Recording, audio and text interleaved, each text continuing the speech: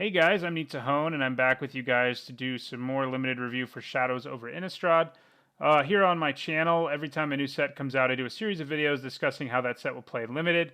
Yesterday, for example, I posted a video reviewing white's best commons and uncommons, and today we're doing the same thing for black. So, we'll start with the uncommons. The card that I think is the best black uncommon is Heir of Falconwrath / Heir to the Night. I will say, and it's sort of going to be a theme of this video, that black actually, for once in a very long time, doesn't have that many great removal spells at common or uncommon. And that's why a card like Heir of Falconwrath is the best uncommon, at least, from my point of view. We'll talk more about that in a moment, though. But Heir of Falconwrath is a good card. A 2 mana for a 2/1, something you're usually not upset to play in your deck, especially if it has an additional effect.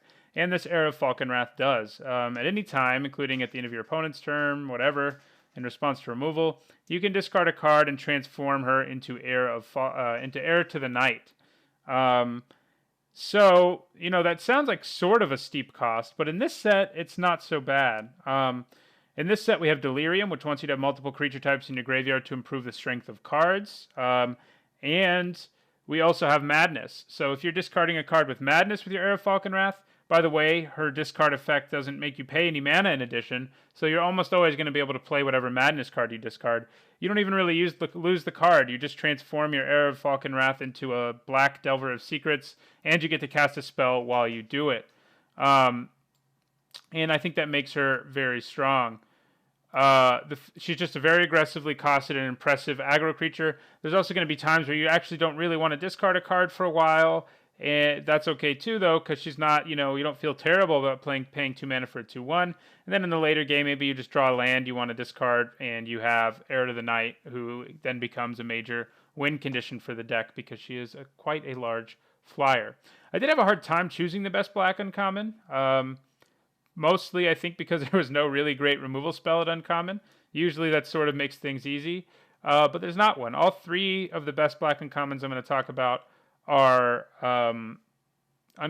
creatures. So I'll have 2 other cards that at various times I thought might be the best uncommon in the set that I want for black that I want to talk about real quickly. One of them is Tooth Collector. He's pretty good. He passes the vanilla test, being a 3 mana 3/2, and when he enters the battlefield, he gives a creature an opponent controls -1/-1.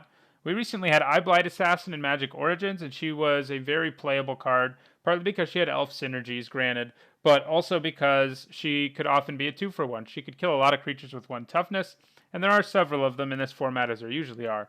But the Tooth Collector is actually better than she is because he also has 1 more power than she does. But on top of that, once you hit Delirium, where you have 4 cards of different types in your graveyard, you get to do that on every time it's your opponent's turn, which in some ways is better than doing it on your own turn because it weakens their attacks. I guess, the flip side is you could make your attacks better, but it still works out pretty well. Your opponent's just not going to be able to put creatures into play with 1 toughness if you have a Tooth Collector with Delirium turned on.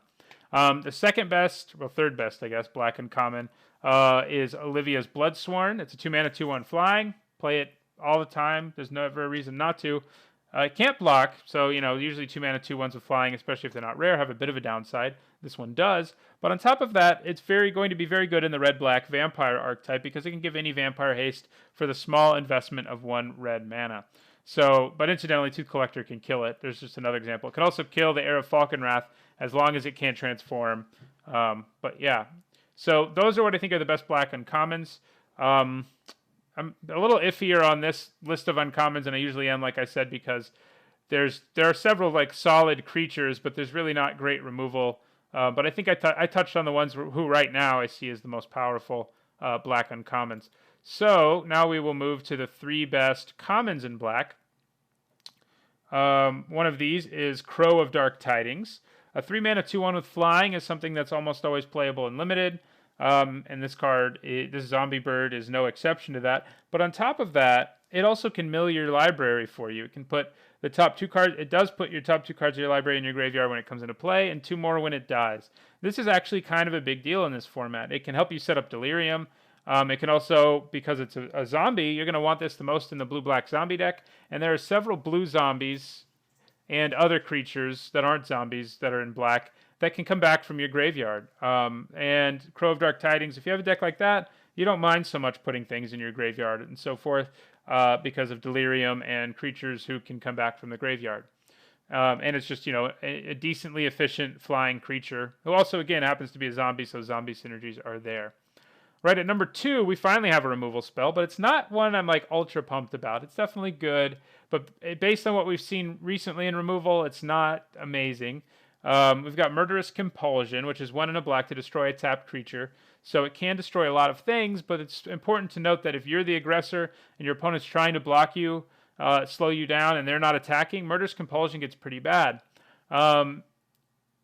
So, I mean, it's also only a sorcery speed spell, so you have to take the damage first. You can't do it in response to them attacking, and that's another thing that weakens the card somewhat significantly. I do think it's better than Crow of Dark Tidings, mostly because it's removal, and as I've said, black does not have amazing removal, which they keep saying it, and it keeps sounding weird. But this card does have Madness, making it a little better. It's another card you can discard with your Heir of Falconwrath or the countless other discard effects in the format and still get your card's effect out of it without having to just lose the card as you often would for discard effects.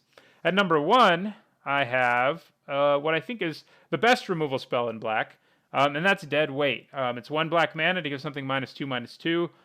That kind of efficiency is amazing.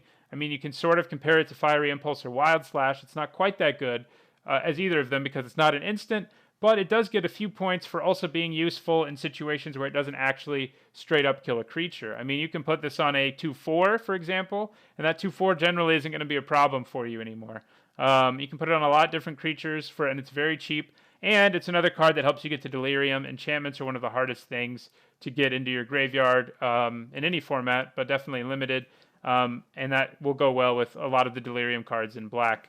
So those are what I think are the 3 best black commons, but I did have a couple other cards I want to just sort of mention in terms of limited play, and they are Stromkirk Mentor and Throttle. Stromkirk Mentor is a card I probably would have overlooked if it weren't for the fact that Saddleback Lagak just happened. Saddleback Lagak did not make my list of best green commons. I think a lot of people overlooked it. Turned out it was one of the best commons in the format for Oath of the Gatewatch, and Stromkirk Mentor reminds me a little bit of it, though it's a little more narrow. The way that they're similar is they're both 4 mana for 5 toughness and 3 power. Obviously, Saddleback Lagak is better. It can put the counters on anything, and it can sort of spread the wealth a little more if you're trying to go wide. But the Stromkirk Mentor is larger on its own as a 4/2, meaning it doesn't quite die to everything. It can't be blocked by a Sapperling or something and die. And there is a vampire deck, and there are several vampires around. In the vampire deck, I think you're going to want 2 to 3 Stromkirk Mentors every time you build it, just because he's that good of a card. He's not going to be good in any deck that doesn't have a lot of vampires, really, but in a deck with several, he'll be quite good. The other card I wanted to mention is Throttle. I was talking about the complete lack of good black removal, and Throttle's sort of another example of that. This format just doesn't have Oblivion Strike. We just had that amazing black removal spell. Doesn't have Complete Disregard. We just recently had that as well.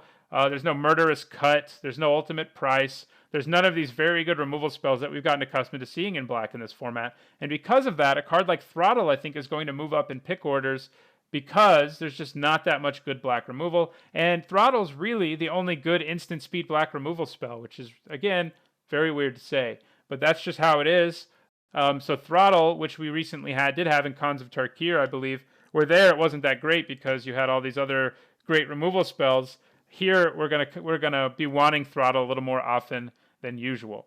So that's my review of black, the best commons and uncommons in that color. Tomorrow will be the list of blue, best commons and uncommons in blue. And down the road for the next week or so, there'll be lots more Shadows over Innistrad limited reviews and related to trying to help you guys with your pre-release and so forth. So thanks for watching, and don't forget to like, comment, and subscribe.